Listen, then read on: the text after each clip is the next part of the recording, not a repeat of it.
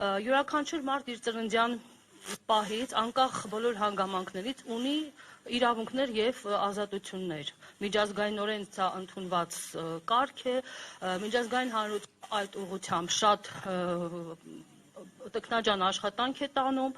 սակայն հայերս այն ազգն ենք, որի իրավունքները, թե կոլեկտիվ իրավունքները, թե անհատական իրավունքները շատ անգամներ խախտվել են եւ շարունակում են խախտվել հենց նույն միջազգային հանրության հանցավոր լռության եւ անգործության ներքո։ Եվ սա նոր չի սկսվել, բայց խոսքս հիմա կվերաբերվի 1915 թվականից սկսած Թուրքիայում իրականացվող եւ առ այսօր շարունակվող ցեղասպանությանը մինչեւ վերջիս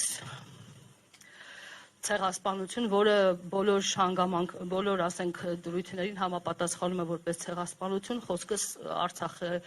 հետ կատարվածի մասին է։ 1915 թվականից առ այսօր միջազգային հանրության աչքի առջև թե ժամանակակից Թուրքիան, որպես Օսմանյան կայսրություն այն ժամանակ, թե հիմա Թուրքիական Հանրապետությունը իրականացնում են եւ աջակցում են հայերիս ցեղասպանությունը, տնազրկումը, էթնիկ զտումները, դրա հիմնական պատճառներից է միջազգային հանրության անտարբերությունը եւ իհարկե մեր ոչ բավարար չափով պահանջատիրությունը ու պայքարը հանուն արդարադատության, մեր իրավունքների պաշտպանությունն ու վերականգնումը։ 1915 թվականից 1923 թվականներին Արևմտյան Հայաստանի եւ Օսմանյան կայսրության այլ շրջաններում ապրող բնիկ ժողովուրդներ հանդիսացող հայերը, ոչ միայն հայերը, այլ նաեւ հույներ, ասորիները եւ այլ ազգերը, որոնք համարվում են բնիկ ժողովուրդ եւ բնիկ ժողովուրդները ունեն հատուկ իրավունքներ եւ ազատություններ, որոնք պետք է տվյալ պետությունները հաշվի առնեն, անգամ եթե իրենք այդ պետության մեջ իրենք չունեն ստեփական պետականությունը, այնուամենայնիվ բնիկ ժողովուրդների իրավունքները մի քիչ այլ են, տարբերվում են սովորական քաղաքացիների իրավունքներից։ Խախտվել են առ այսօր Օսմանյան կայսրությունը իրավահաջորդ Թուրքիան ոչ միայն չի ճանաչում եւ չի հատուցում, այլ ցանկացած հարթակ եւ գործիքակազմ, օրինական թե անօրինական, օգտագործում է, դիմում է տարատեսակ քննարկներին ինքնաարդարացման համար։ Թուրքիայի գործունեությունը դրանով չեն սահմանափակվում, այլ նաև տարածվում են Ադրբեջանի կողմից 1988 թվականից բաց սկսած հայերիս հանդեպ բացահայտ իրականացված ցեղասպանությանը, էթնիկ զտումներին եւ այլ հանցագործություններին։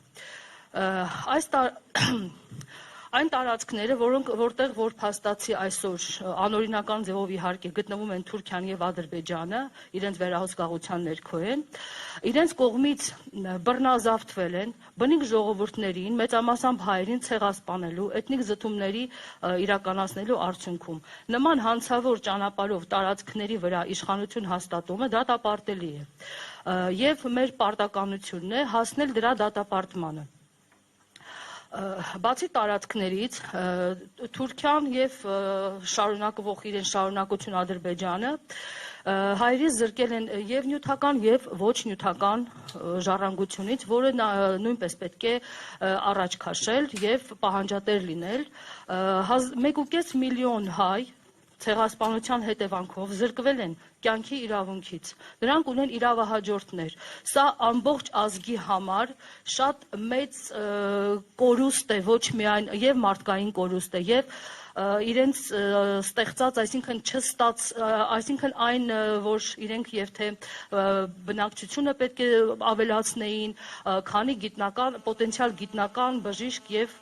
այլ մասնագետ է կորցրել ոչ միայն հայ ազգը, այլ ամբողջ աշխարհը, քանի որ մենք բոլորս գիտենք, որ հայերը ամբողջ աշխարհում են, որտեղ բնակվել են եւ գյուտարար են եւ գիտնական են եւ այլն, չեմ ուզում շատ ծավալվել։ Մենք բոլորիս հայտնի է, որ Թուրքիայում եւ Ադրբեջանում հայերը ունեցել են հսկայական ժառանգություն։ Շատ մեծ դերակատարում են ունեցել տվյալ այդ պայմանական երկրներ կոչեմ իրենց զարգացման վրա եւ թե տնտեսական առումով մենք բոլորս էլ հարկ է նշել մի քանի անուն եւ բարձ կլինի եւ Գյուլբենկյանների անունը կնշեմ եւ Թուրքիայի եւ Ադրբեջանի այդ ամեն ինչի զարգացման համար այսօր Ադրբեջանը այսպես հիմնական ոչ միայն Ադրբեջան այլ ամբողջ աշխարհում հիմնական հարցերի լուծման համար հարթակ է հանդիսանում տվյալ երկրների տնտեսական կարողությունները Եվ Ադրբեջանը ինչով է հիմա իրեն տնտեսական այդ կարողությունը ինչով է ապահովում, հիմնականում նավթով։ Իսկ այդ նավթի առաջին նավթարդյունաբերության հիմքում ընկած են եղել հայերը։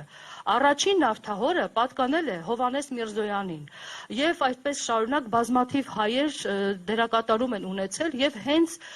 նավթարդյունաբերության նավթարդյունաբերության համար դա եղել է 1800-ականներին, երբ Ադրբեջանը որպես պետություն առհասարակ գոյություն չի ունեցել։ Պարտադիր եմ համարում նշել, որ Ադրբեջանը որպես այսպես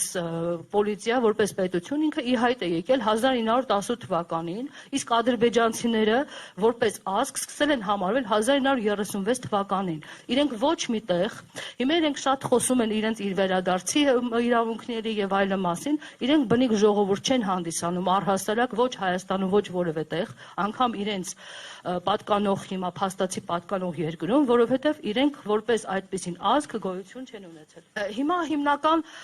եւ այս դարավոր խախտված իրավունքները 100-ամյակից ավելի մեծ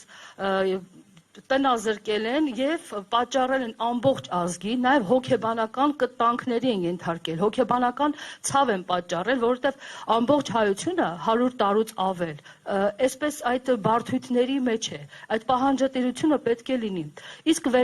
պահանջատիրությունը պետք է իրականացվի միջազգային իրավունքի բոլոր կանոններին համապատասխան։ Մենք գիտենք, որ ցեղասպանությունից հետո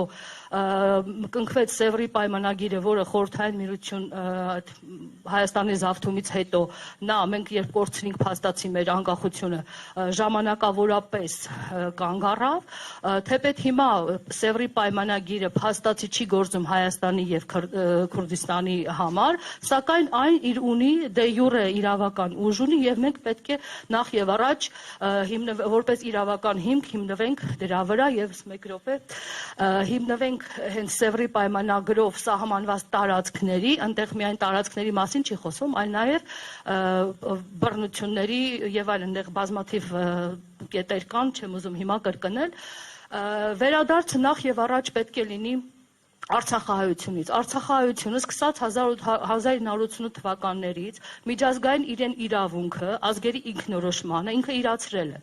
Լինելով բնիկ ժողովուրդ, այնուամենայնիվ ինքը եւս մեկ անգամ հաստատել է իրեն Ադրբեջանի կազմից դուրս ապրելու հստակ նպատակը եւ որոշումը։ Ես կասեմ պայմանական 3 անգամ է հանրաքվե անցկացվել։ 2 հանրաքվեի մասին գիտեք եւ երրորդ պայմանական հանրաքվե եմ անվանում այն, որ ամբողջ Արցախահայությունը մեկ մարդու պես, ես դա համարում եմ աշխարհի իրականացած ամենաթափանցիկ, ամենաժողովրդավար հանրաքվեն եւ մեկ մարդու պես այդ տանջանքներից հետո լքեց իրեն ամբողջ այդ ունեցվածքը թողեց եւ դուրս եկավ։ Նպատակը մեկն էր՝ ազատությունը եւ իրեն Ադրբեջանի կազմից դուրս իրեն ապրելակերպի պատկերացումը, թեպետ եւ շատ լավ էին պատկերացնում, թե ինչ խոչընդոտներ, ինչ խնդիրների են մարդիկ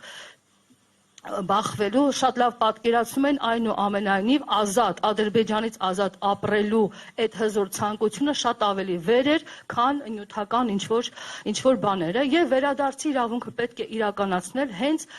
ամբողջ հայկական պահանջատիրության համատեքստում, նաև գարդմանահայության վերադարձի իրավունքը չի կարելի ոչ մի կերպ թույլ տալ, որպեսզի որևէ խմբակի վերադարձի իրավունք ինչ որ քաղաքական գեոպոլիտիկ ուժերի կողմից շահարկման ենթարկվի, այսինքն մի հատ օրինակ էլ բերեմ ու ավարտեմ ելույթս, ասեն, այսինչ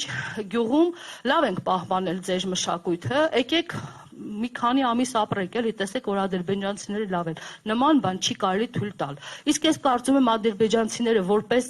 ինքնարդարացման, որպես համաշխարհային հանրությանը այսպես բարի եւ լավ ներկայանալու նպատակով նման բան կարծում եմ, որ կփորձեն անել, մենք պետք է շատ զգույշ եւ զգոն լինենք եւ թույլ չտանք, որ մեր վերադարձի իրավունքը, ինչպես նաեւ որը պետք է դիտարկենք միայն ամբողջական պահանջատիրության համատեքստում, ռեստիտուցիայի համատեքստում շահարկման առիթ չդառնա եւ պետք է հասնենք մեր արդարությանը